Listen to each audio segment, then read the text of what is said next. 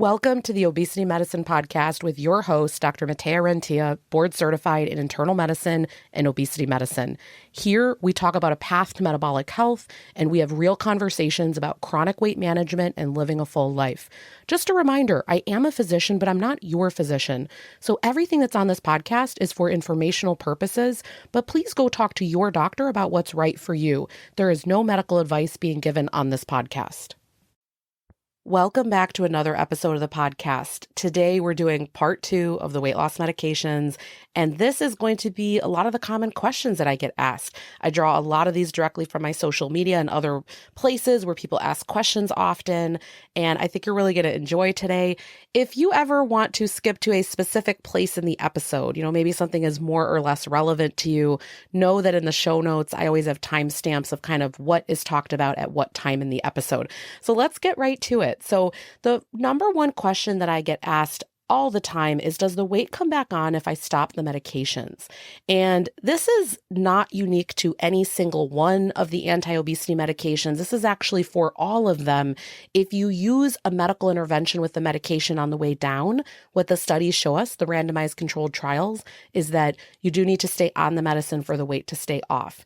Now, someone's going to be out there and say, I kept the weight off. And here's the thing I want you to see. Number one, I would love for that to be true, right? I would love for there to be strategies where people can keep the weight off and not need the medicine. But the other thing too is it's not about keeping the weight off for a year or two. I want you to think 5-10 years out. I have doubts that the weight will be staying off without the medication if you used it initially. We just see based on the studies that it's that slow creep back up to where the weight comes back to that weight set point where you started. I really like to stress with these medicines, they're just not a quick fix. So it's not like, okay, it's a quick jump start. I take the medicine, I get the weight down, and then I stop taking them. It's a chronic medical condition that we're treating, and it makes sense that you wouldn't necessarily stop them. And again, I'm open to future research and development here and seeing what happens over time, but generally, yes, there are strategies if you have to come off of it. Number one, sometimes if maybe for affordability or insurance reasons, things like that, you can't stay on one, you can either be changed to another one or changed to an oral option. And there are a lot of other things we can do as far as the diet to help implement where the weight doesn't come back. But again, I see it being much more of a struggle than if people stay on the medications. Because this is, remember, it's already a hard enough road, even with the medications. I see people need to work very hard on this. All right, the next thing I get asked about a lot is someone will say, I'm down X amount of weight, insert the number, 10 pounds, 20 pounds, 30 pounds, and they say, now it's not working anymore. So I just want to refine with some nuance a few aspects here.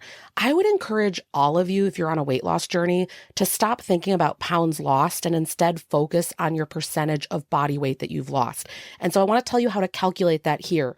But the reason why I'm going to bring this up, even how to do the formula, how to calculate it for yourself, it's because of the power of a 5% body weight loss. What we see across the board, no matter what weight you start at, is that 5% body weight loss. We see tremendous health benefits for you. And this does not matter where you start. And so, in fact, I'm going to do a whole episode on this, the power of 5%. You watch out for that. That's going to come probably in the coming weeks here. But the reason I bring this up is that I'm going to give you an example. The other day I had a patient, she said, I lost 20 pounds. And she was very unexcited about this. And it was my first visit with her. And so I said, well, what I like to always do first is figure out what percentage of your body weight that is. So we did the calculation and she had lost 10% of her body weight so far. That is phenomenal. 10% of your body weight, that is a really great amount of weight to get off. We see so many health benefits with that. And then when she knew that, she was able to see, wow, I didn't even realize that, because she had been focusing on just the number, but not on these other things. So how do you calculate the total percentage body weight loss? So what I want you to do is you're going to take the number 100 minus, and you're going to calculate your current body weight over your starting max weight, and you're going to get the percentage that you've lost. So for example, if you take your current weight divided by your starting max weight and you get 90, that would be 100 minus 90. Remember, sorry, it's going to be a percentage, right? So 0.9, so 1 minus 0.9, and you're going to get the percentage that you've lost. Hopefully that makes sense. And again, this is why you would work with a doctor. I'm usually not having people do these calculations on their own. I help them with it. But we want to figure out the percentage that you're down. And what this is going to help you with is realizing when you say, well, the medicine's not working anymore, maybe you have reached what that intervention is able to provide. So for example, like a 15% body weight loss is what we can typically see from the randomized controlled trials. For example, the weekly medication Wegovy, which is the same as Ozempic, we will see that. So a lot of people, as they start to approach that, they will notice the weight loss starts to slow down, the weight loss might stop. Now, here is the key. It doesn't stop working. It's just that's where you remain. Okay, so that's like you have to watch the words that you're using because your brain is listening. It's not that the medicine isn't working anymore. It's that that's as far as it's able to take you based on that. And then the next question that I get is, okay, well, if it stops working, or people think that it stops working, can I add another medication to it, or kind of what are the next steps? The first thing I want to say here is before we decide if that medicine is done kind of providing what it can or not. Now, we can take evidence from research as far as what we could expect. However, I always say don't get locked into those numbers because some people will lose less on it. Some will lose much more on it. You don't know. That's called a hyper-responder where you lose much more than expected, maybe even on lower doses. The first thing I do is that I look at, is everything optimized before we make other changes? So let me give you an example. What is happening with your protein intake? Are you actually malnourished? I know a lot of people, they'll come from other physicians to me, and maybe that physician had no idea how to titrate the medication, and then just every month they went up, and the person was so appetite suppressed and felt so sick and felt so bad that they're extremely malnourished. They're maybe eating just, like 900 calories a day. Well, of course you're going to stop losing weight. You're greatly malnourished, you're under eating, and then the weight loss stops. So it's actually looking at, are you eating enough? Are you having enough protein, fiber intake? What's your hydration like? What's your movement like? So looking at all of those areas and really seeing, is there anything else we can optimize first? Now, let's say that we do feel like, yes, everything's rock solid and we've taken the medication as far as it can go, then yes, you can add on another medication. This is actually extremely common in obesity medicine because remember, it's a chronic medical condition. And so we need to do the right thing at the right time, and that's going to change over time. And so the one thing I want to stress is if we add something on, it's not another thing in the same class, right? So if you're already on a GLP-1 medication that's helping with satiety and, feeling enough, things like that. But then what you might notice is, okay, I'm doing all that, but I'm noticing more urges and cravings coming back. Now, remember, this is not perfect how our body's going to respond to things. So the whole point is not to never have a food urge or craving or never want food at a time when you're not hungry. It's a lot of these things have to be worked through on a cognitive behavioral level, meaning those thoughts that we have, because it's been very normalized in society that even if you're not hungry, if you go to a birthday party, you have a piece of cake.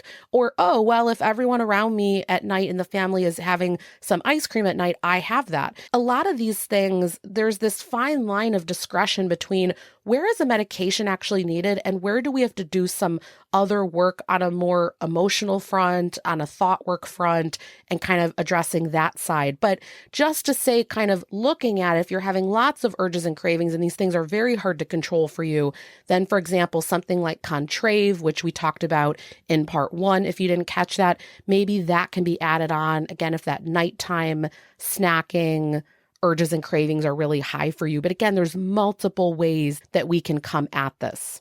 I really see long-term weight management as almost being sort of a chess game in the sense that there's this anticipation of what's coming up next. And this is why it's so helpful to work with an obesity medicine physician, because we are doing this all day long. And I can see when someone comes into me where their weight's starting, what their medical problems are. I can usually very much so anticipate what the next few months and year or two is going to look like. And everyone will have a slightly different course, but we really kind of know how far is this medication likely going to take them, what else might be needed, and kind of figuring that out. And often when people come in to work with me in my clinic, so I have an obesity medicine, a direct care model where they're working with me closely monthly, things like that. And often people will say, okay, well, how long should I expect to be working with you? And I say, well, honestly, likely very closely for about usually 6 months to a year. And then if you're stabilized and you're doing great, things like that, then we kind of move into the maintenance period and you kind of just do checks as needed. I always have a maintenance follow-up protocol for people. So Just to kind of give you one example of what's on there, it's sort of, hey, if you put back on more than XYZ weight, or if you're noticing XYZ, then you call me back. We do a follow-up appointment. We check in. We don't wait for 30 pounds to come back on to relook at things, right? But just to kind of give you a sense, this is navigated with time, and there's slow nuance, and we want stability here. And that all those answers don't kind of come overnight. All right, the next thing I often see online, and I don't even think these are people that are listening right now, but a lot of people sort of shame the obesity medicine world for writing for medications off-label. And what I want to let you know is that it's extremely common to write for these medicines off-label. In fact, throughout medicine, so about 1 out of 4 medications is written for off-label. This is common. A medication comes through, it's approved for one reason, we find it's helpful for something else. I mean, think about the example with Viagra. I hope you don't have small ears around right now. That medication was initially trialed to be a heart medication, and they ended up finding that men had unprovoked erections. And guess what? It turned into a use for other things. This is very common where a medication will come out for one thing, we see it works for something else, and the company doesn't always necessarily go through and re-get FDA approval for the new indication. It's very interesting to me when the weight community is so shamed for this, when I really see that this is just bias and stigma showing up again because it's done everywhere. I see this everything, for example, neurology, headache medications. Often it's not the things that were approved for it that end up being helpful because it can be so complex to control some really hard to control headaches. So it's just interesting to me how stigmatized and biased this area is when it's truly done in every single other area of medicine. The next area I wanted to talk about, just kind of a blanket statement out there. If you are a woman of childbearing age and you are on these medications, you really need a solid birth control plan. This is something that I find just kind of universally, my patients are kind of caught off guard by this, but it's really irresponsible if someone's prescribing these medications and you don't have a solid birth control plan. Number one, it makes no sense. It's not logical that you'd be losing weight with a pregnancy. But number two, the bigger concern is that there's always a period where you don't know that you're pregnant for however many weeks before you find out. And so that's really the concern, is that if you're on some of these medications, for example, I come back to the Topamax, that's topiramate, babies getting cleft lip and palate, things like that. That's really something that we want to avoid. And we can avoid that with making sure to have a good birth control plan. Something that I hear often is, well, I have had this struggle with infertility, and so they think it's not possible to get pregnant. What I want to let you know, and we'll talk about this again in a future episode, fertility potentially, not always, potentially can go up with weight loss. And so that is why I don't care how many years you think that you've had an infertility struggle, I'm still going to want a birth control plan to be in place just for your safety and just making sure that you hear that. The next area that I see often is that people will get the medication, but they have no comprehensive plan with that doctor. And so the problem that this creates is that you end up in a spot where you are actually worse with your health than if you'd never done the medicine to begin with. If you kind of look at, if we really broke down like the 4 main pillars for chronic weight management, it would be nutrition, movement, possibly medications, and behavior modification. And so if you just get the medications and you're not really having someone that's coordinating it with you and questioning how you're doing and maybe making some suggestions, really partnering with you. But the biggest example I want to give here is that I've seen this with the Mounjaro community. That's tirzepatide. It's been written off-label this past year for weight management, and hopefully the FDA approval is coming. But what ended up happening is people would come to me after they'd had physicians that just kept going up on the dose monthly, and they hadn't been checking in with those patients. Those patients were so appetite suppressed and so nauseous and ill and feeling bad that they were not eating properly, but the dose kept going up. So there was no reason for the dose to go up at that point. They already, that was an inappropriate move to do that. And then what ends up happening is they ate so little that then they didn't lose weight anyway. So then it sounds a little something like this. I'm on the max amount. I really haven't lost that much. And it was done in a way that is not beneficial. I really want to suggest, if you're going to go down this road where you do use a medication, that you really have someone that's checking in with you. This follow-up might look different for everyone. Some of you, it might be physically in person in a clinic. Others, it might be a virtual telehealth service where you're doing some video visits. You're able to message the doctor in between, but you're getting that check-in as far as what's happening with your weight, your appetite, your physical activity, your hydration. You have some accountability. And we can find the problems before they become disasters. And that's really the thing. It's making this a health journey for you and not just quote unquote losing weight. So there's a big, big difference there. I really want to encourage you. We don't do medications in isolation, because if we don't do all those other areas, I mean, I really recommend that people work with a registered dietitian. And if you've had a bad experience, by the way, find another one, because I have to tell you, there are amazing dietitians out there. My opinion has been so changed in the past few years. I think if you don't know me a long time, I worked with a dietitian when I was pregnant years ago and had gestational diabetes. It was a horrible experience. She did not listen at all. She was giving me the same meal plans that she was giving. I'm a vegetarian. She was giving me the same ones that like the whole thing had meat on it. That was the only reason I had gone. I was like, hey, help me to find some high protein options. Like, I was open to learning. I wanted to learn, and I just didn't get the help, right? And so sometimes you're just going to someone that, although they have the credentials, they're just not that helpful. And then let's find you someone else. But I just want to tell you, there's really good help out there. There are people that don't force diet culture on you, that are really understanding of meeting where you're at and helping you to slowly improve from there. This does not need to be a wretched experience. The next question I get is about if someone has had a history of bariatric surgery, so whether that's sleeve, Roux-en-Y, other things like that, can they take these anti-obesity medications? And of course, I want you to go talk to your medical team, your doctor, your surgeon, whoever it is, and you get that advice from them. But in general, the answer is yes. So this is a chronic medical condition, and I always say there's the right medicine, the right tool at the right time. So what's becoming increasingly common is if someone's going to get bariatric surgery, a lot of the times there's this huge pre-op period time, maybe even up to 6 months, where people need to have monthly dietitian appointments and kind of prove different things during that time. And that might be a really great time as they're learning to balance out their meals. So for example, if you're heading into bariatric surgery, you likely aren't going to get approved if you're sitting there eating all at one time of day. That's not going to work when you come out of surgery. So already beforehand, you need to learn how to space out your meals, showing compliance, maybe getting rid of some of those sugary sweetened beverages, things like that. As you're doing all those things, I find that it's incredibly helpful already to start the medications, because then your weight's down a little bit going into surgery. You likely still qualify for surgery, but then you can keep losing after that. And so it's really a matter of sometimes it's used before, sometimes years out of bariatric surgery, people start to experience some weight regain, and then we add it in. So it's not always playing a part, but sometimes it is, but it's definitely not a reason why you're disqualified from using that. And so I would definitely make sure to disclose that to whatever physician you're working with. The last question on here, and this is the $1 million question. People they tell me, where do I find a physician that I can work with that's like you? Not everybody lives in Illinois, Indiana, or maybe my clinic isn't the right setup for everyone. And people really want to know where to go. And what's so tricky about this space is that there's such variation, and that's frustrating, right? You want some evidence-based help. Maybe you want a certain way of going about things. Not every physician does things in the same way. So obviously, I'll start first with my own clinic. If you live in Indiana or Illinois and you are listening to this podcast, you kind of like my approach, you want a direct care obesity medicine practice. That means that it's me and you. We don't involve insurance in this. It's a set rate monthly.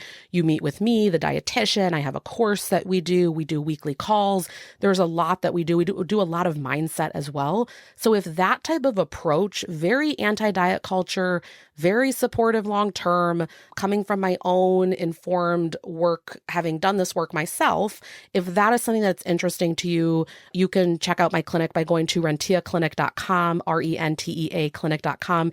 And the thing I will say there too, this is just in general, if you want to stay updated with these type of topics and sort of learning this type of information, the best way to stay up to date with this is to go to my clinic website, click on podcast, and right on the right-hand side, you can subscribe to the Obesity Medicine podcast list. And then that way, just once a week, you find out the episodes that are coming out.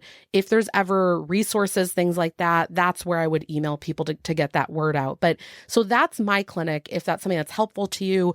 So right now it's all a virtual telehealth clinic, and starting in June, I will have a location in Lincolnwood, Illinois. That's right in the Chicagoland area. So some people physically like to see me in person. I know some of my patients, they just enjoy, they're doing telehealth right now, but some of them just want that monthly to come in the office to just sit down and talk. I genuinely really like telehealth, and I know I hear from a lot of patients that they have been so stigmatized and biased with going into visits to be helped with this, that they actually enjoy that they can kind of sit home in the comfort of their home and talk to me, and that they don't need to worry about getting on a scale in front of someone else that they don't know, or if the seating doesn't work for them, or all these other things. There's just a lot that goes into this, and they just appreciate not having to deal with that. But real quickly, so if that does not apply to you though, so because there's obviously a lot of other states and scenarios, the website that I like the most, now, background, there's no comprehensive listing for this. It's insanity. So if you go to abom.org, that's the American Board of Obesity Medicine, they list everyone that's board certified. So if you click on the top right, you click find a physician, you put in the 2-letter abbreviation of the state you're in. That's one way to search it. There's also other ways. A whole list of the doctors come up. But here's the bad part. There's no link to websites or anything. So great, you know that the doctor is board certified, but you know nothing about their philosophy. You don't have links to clinics. It's a mess, right? And then the other one I'm going to give you is great, but I wasn't even listed on there until I think recently I submitted, but I don't even know if I'm on it. But there's no like centralized directory for this. And I think that's something that's so frustrating. But the one that I think is the best, it's obesitycareproviders.com. And I will put the link down below. Again, it's obesitycareproviders.com. That's run by the Obesity Action Coalition. And what I love about this website, and this is why I would recommend this over any other one that I found so far, you can search by medical provider, you can search by bariatric surgeon, dietitian, psychologist, or psychiatrist. And again, depending on when you listen to this, maybe they've even updated that. I love the fact that, number one, this is a registry where people have actively listed themselves, and they also have to be in line with philosophies that support the treatment and understanding of this. I think that on multiple levels, this is a good website to visit. It's also so much easier to search by location and things like that. So let's see if I'm listed on this by the time if you ever look at this website. And then I hate to say this, but seeing different social media, seeing if there's any local physicians around you. I know more physicians are just realizing that they need a place on social media so that patients know their philosophy. So typically, majority of my patients have come from referral. So I wasn't speaking out. The reason I started to do a podcast and things like that, it's because I just couldn't stand the level of misinformation that was happening and people not getting the answers that they needed to go go find doctors and get help in whatever area, wherever they lived. So sometimes I find what's helpful about social media is that you can see, do you like their philosophy? Do you like how they describe things? And then of course it's different when you sit in a visit with them, but you sort of know some of the background. I find that that's very helpful. If you've been enjoying this, I would recommend that you subscribe to this podcast. Again, if you want to get on the Obesity Medicine podcast list, that email list, you can do that with going to my website, renteaclinic.com. You click on podcast, and right there on the right-hand side is the list for that. But coming up here, we have some really exciting things. I have some physicians coming on. I'm going to do what I call like some lightning round with answering questions on common things that people want answers to, how to best treat constipation with these medications, how do you break a weight loss plateau, all of those kind of things. I'm going to ask different doctors these questions so you can get multiple answers. You can kind of get some different opinions on this stuff. And we have some really great topics coming up. So I look forward to talking to you soon, and have a great rest of your week. That marks the end of today's episode. But if you're newer to the podcast, I want to tell you about something that we have, and it's a free podcast roadmap. So this is perfect for any of you that are listening where you want to be directed to very specific episodes. So let's say that you are just starting out and you want to know, what should I do right when I start on the medications? Or you're experiencing certain side effects on the GLP-1s, or you want to know what to do if you're in a plateau, or if emotional eating is taking over, or if hunger levels are high. So we have many different categories of episodes that we've talked about, because there's a lot at this point. So if you want to be able to navigate that very easily, we have it broken down by category, and also the episodes that are there, and we hyperlink to everything. So you can just click on it and find the episode, easy peasy. If you want that, you can go to renteaclinic.com/podcast roadmap. We'll have it linked right here underneath the show notes where you're listening, and you can go ahead and get that free resource so that it makes it easy for you to navigate, because I know that it's really hard when someone has an established podcast. I am such a podcast fiend. I'm listening to podcasts all day long. And when I find one that I love, but there's a lot that are out there, I am so lost. So I hope that you enjoy this free podcast roadmap. Again, the link to get to that is going to be renteaclinic.com/podcast roadmap. I hope this is helpful, and let me know if you have any questions.